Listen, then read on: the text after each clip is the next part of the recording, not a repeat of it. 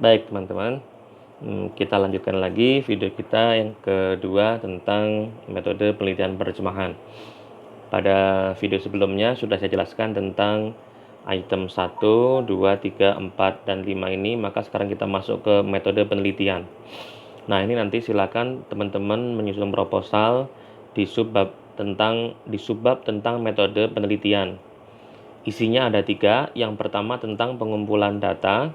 Biasanya kata kunci yang utama adalah observasi.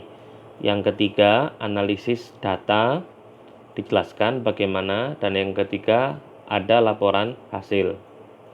Selanjutnya nanti ditutup dengan namanya hipotesa. Hipotesa itu semacam prediksi teman-teman terkait hasil penelitian itu sebelum dilaksanakan.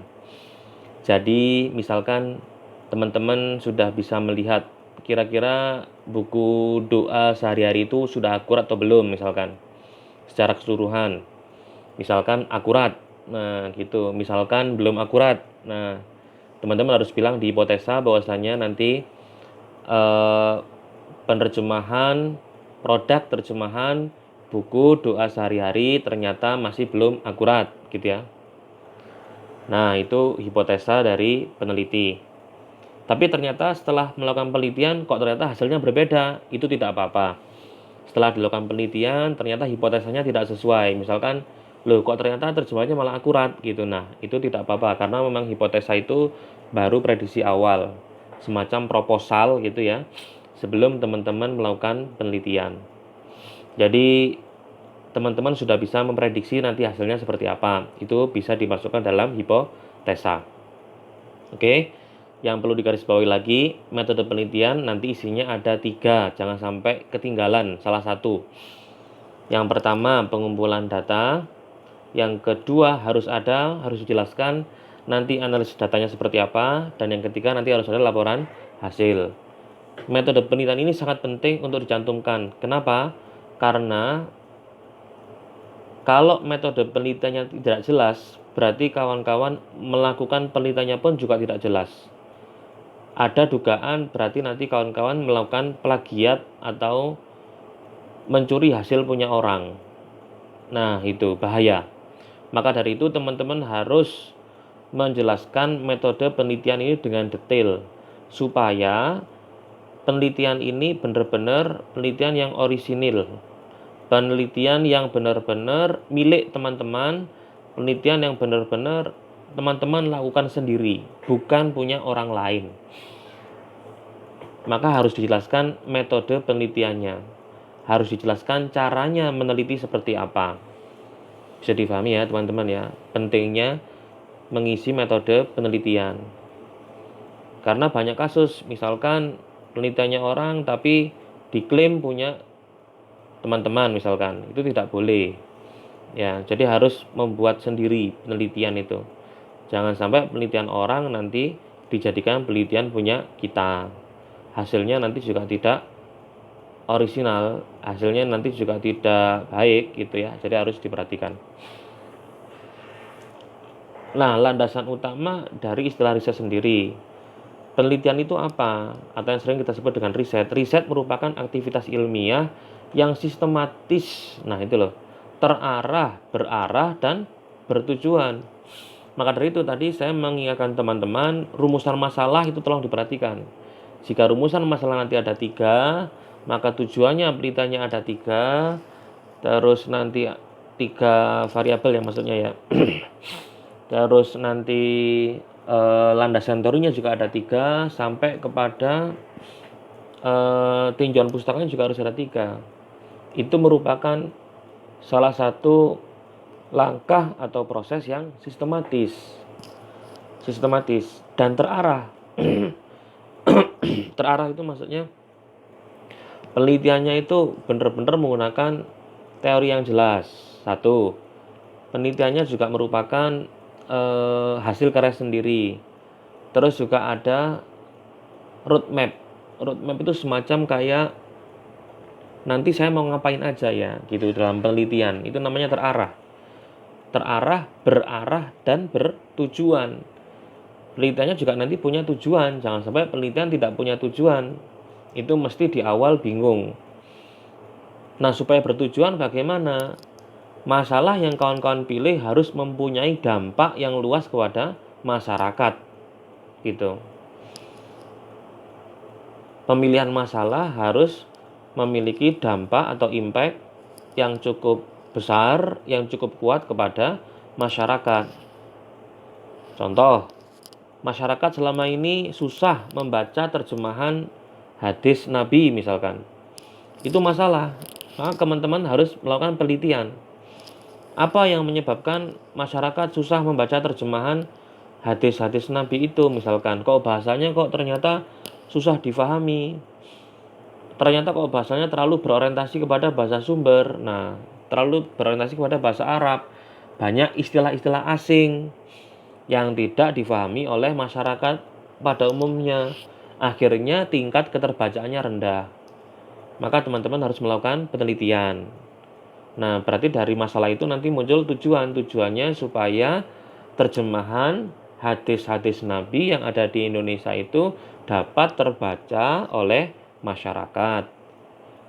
Jadi dalam akurasi kan ada 3. Ada aspek keakuratan, ada aspek keberterimaan, dan ada aspek keterbacaan.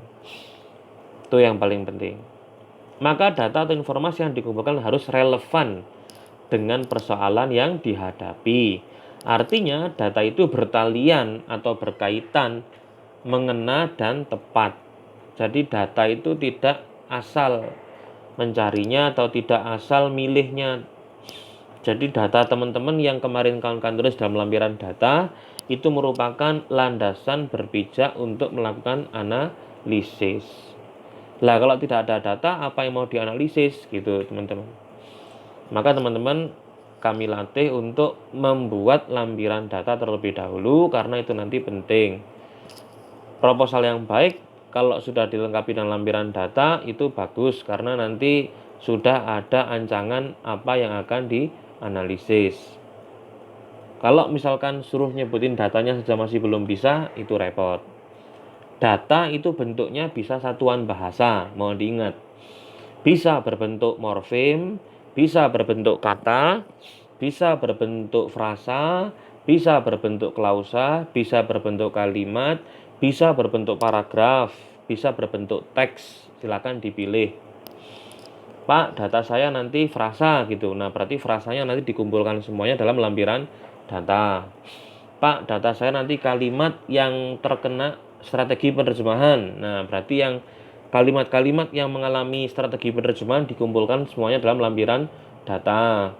Yang mengalami penambahan mana, yang mengalami pengurangan mana, yang mengalami transposisi mana. Nah, itu berarti namanya lampiran data.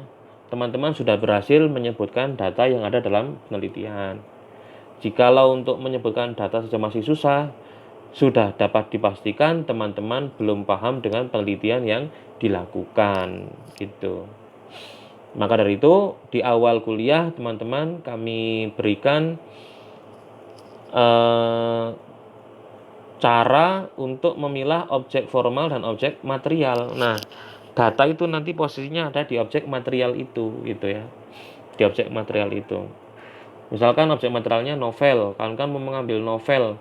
Lah apakah satu novel itu mau dikaji semuanya? Kan tidak. Dalam novel itu kan nanti tersusun ada paragrafnya. Di dalam paragraf itu nanti ada kalimatnya. Di dalam kalimat itu di bawahnya nanti ada klausanya. Di bawahnya klausa nanti ada frasa, di bawahnya frasa nanti ada kata, di bawahnya kata nanti juga ada morfem. Lah itu teman-teman pilih mana yang akan dikaji terkait dengan penerjemahan.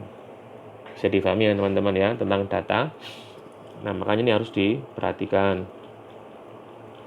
Data itu macamnya ada 2, ada data kuantitatif dan ada data kualitatif. Data kuantitatif itu apa? Data yang bisa dihitung, namanya data kuanti atau diukur. Misalnya banyaknya absensi. Absensi itu bisa dikaji, besar gaji, lama belajar dan sebagainya, itu namanya data kuantitatif karena ada angkanya. Ya. Data kualitatif itu apa? Data yang diukur secara tidak langsung, seperti keterampilan, itu kualitatif nanti datanya. Aktivitas, sikap, dan sebagainya itu termasuk data kualitatif. Dalam penelitian penerjemahan nanti dimungkinkan menggunakan keduanya, bisa ada data kuantitatif, ada data kualitatif. Data yang bisa dihitung misalkan teknik penerjemahan dalam doa sehari-hari itu ditemukan ada 10 teknik. Nah, berarti itu teman-teman menggunakan data 10, itu berarti angka karena bisa dihitung, bisa diukur. Akurasi penerjemahan itu bisa diukur. Skornya ada 3, 2, dan 1. Nah, maka itu menggunakan data kuantitatif. Kualitatif itu nanti biasanya menggunakan penelitian proses penerjemahan. Misalkan sikap penerjemah itu seperti apa dalam menerjemahkan teks, misalkan terlalu banyak melihat kamus misalkan. Nah, itu sikap, itu namanya data kualitatif. Peneliti terlalu sering melihat kamus online misalkan. Nah, itu berarti namanya data kualitatif. Biasanya menggunakan interview, itu juga data kualitatif. Nah, ini nanti bisa difahami ya kawan-kawan ya terkait data. Di mana diperoleh data itu? Data itu diperoleh dari sumber primer atau lapangan, atau dari sumber dokumen, atau yang primer itu yang dari lapangan ya, yang dari sekunder itu yang dari dokumenter misalkan, atau yang pertama juga primer dari dokumen, yang kedua nanti sebagai pendukung. Jadi ada data primer dan ada data sekunder. Data sekunder itu biasanya data yang diambil dari teks-teks lain ya. Misalkan contohnya seperti ini, teman-teman mengkaji penerjemahan Al-Quran, surat Al-Baqarah misalkan. Itu kan melihat penerjemahannya seperti apa, tekniknya seperti apa, strateginya seperti apa, ideologi penerjemahnya seperti apa. Lah, teman-teman menambahkan dokumen lain yaitu asbabun nuzul. Nah, itu berarti teman-teman menggunakan data sekunder sebagai pemerkuat analisis.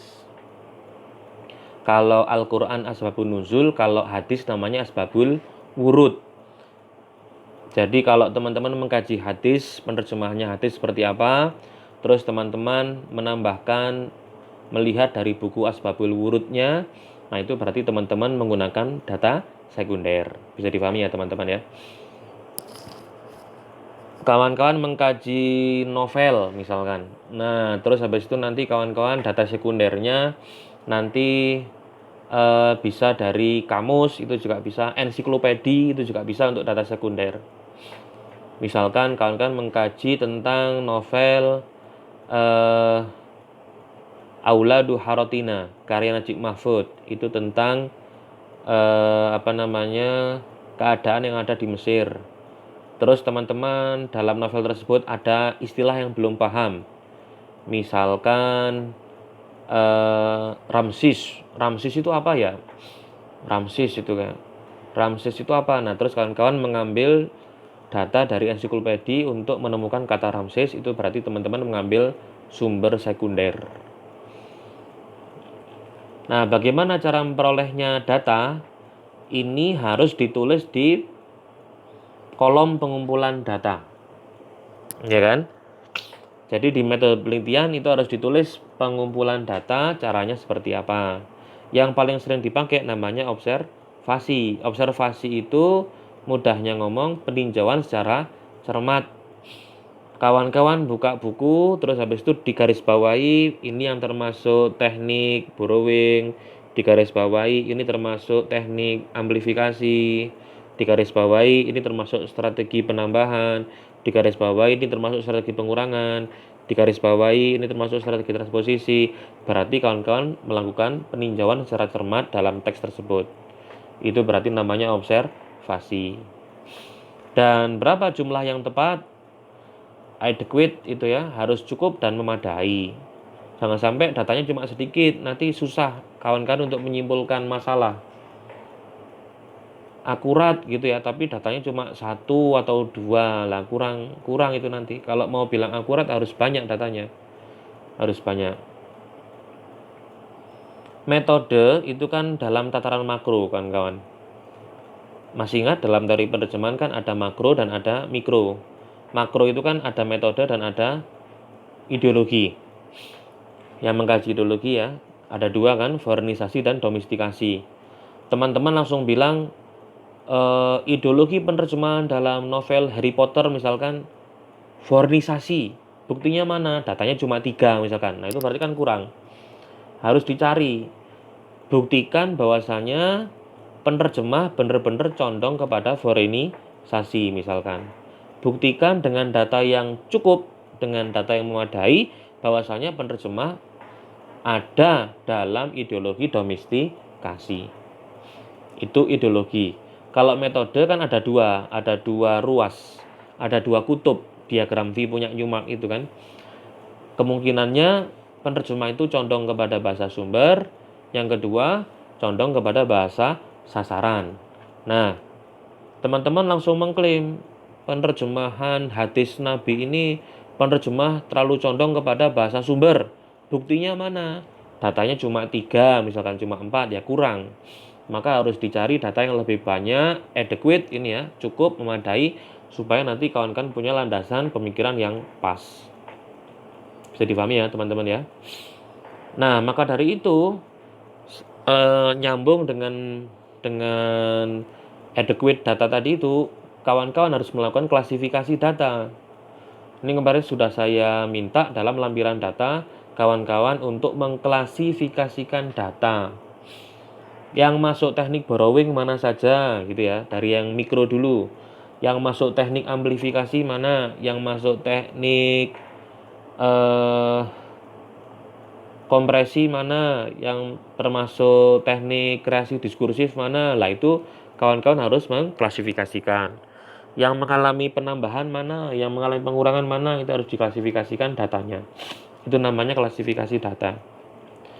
Informasi atau data dapat dibedakan berdasarkan sumbernya, yaitu data primer ya dari tangan dan data sekunder dari tangan kedua. Dari tangan pertama ya, data primer itu maksudnya. Kalau yang data sekunder dari tangan kedua, ketiga dan seterusnya. Nah, data primer adalah data yang diperoleh langsung dari sumbernya, diamati, dicatat untuk pertama kalinya. Nah, jadi itu yang menjadi objek material teman-teman, itu namanya data primernya. Mohon diingat. Kemarin kan sudah ditentukan ya teman-teman ya, objek formalnya apa, objek materialnya apa gitu ya. Kalau masih bingung harus membaca penelitian sebelumnya gitu caranya. Pak, saya masih bingung menentukan objek formal saya apa, objek material apa. Nah, coba membuka penelitian sebelumnya. Karena penelitian itu bisa berjalan ketika kita sudah mengetahui penelitian sebelumnya. Teman-teman tidak akan bisa melakukan penelitian kalau tidak membaca kajian sebelumnya. Penting untuk membaca kajian sebelumnya. Selain itu juga supaya kawan-kawan tahu, oh ini sudah dikaji, maka jangan dikaji. Kalau sudah dikaji orang, jangan dikaji. Nanti tumpang tindih atau overlapping. Nanti jadi tidak ada yang baru dari penelitian teman-teman. Disitulah pentingnya tinjauan pustaka.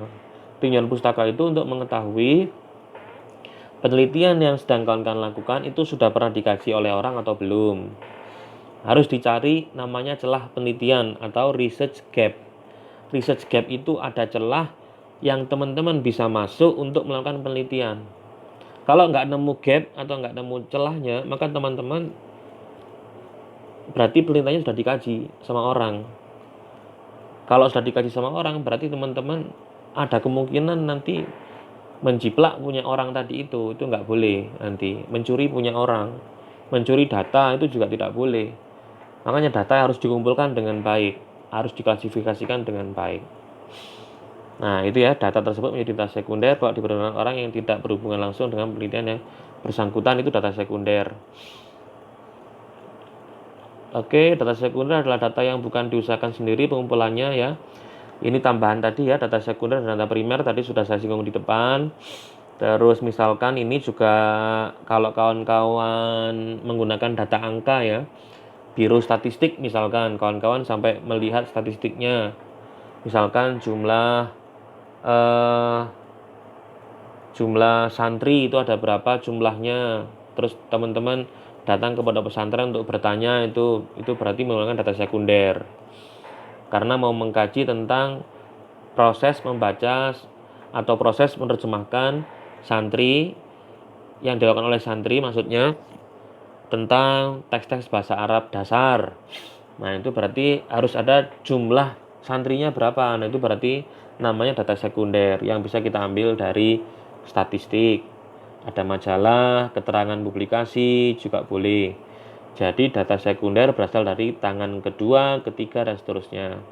Kalau data primer itu dari tangan pertama, maksudnya yang langsung kawan-kawan kaji sebagai objek material itu yang kawan-kawan sudah pilih. Itu namanya data primer. Pada intinya data sekunder itu untuk melengkapi analisis teman-teman tentang data primer. Karena itu perlu adanya pemeriksaan ketelitian ya, bukan berarti bahwa data sekunder kalah bermutu dibandingkan dengan data primer, bukan. Bahkan kalau mungkin data sekunder dicari lebih dahulu. Barangkali ada yang cocok dengan tujuan penelitian. Jadi sama-sama mendukung ya, tidak ada yang dominan antara data sekunder dan data primer itu ya. Dengan demikian akan dihemat biaya, waktu, dan tenaga. Oke, nanti kita lanjutkan pada yang paling penting adalah proses analisis data. Nah, ini nanti bisa kita lanjutkan di video selanjutnya satu-satu dulu biar nanti lebih mudah untuk memahaminya.